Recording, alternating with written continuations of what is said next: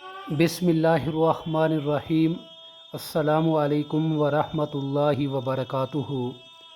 ذوالحجہ کے پہلے 10 دن کا عمل۔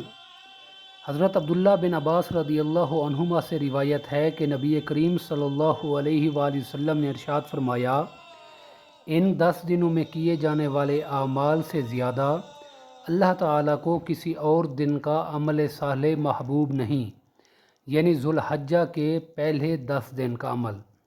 لوگوں نے عرض کیا، اللہ کی راہ میں جہاد کرنا بھی نہیں؟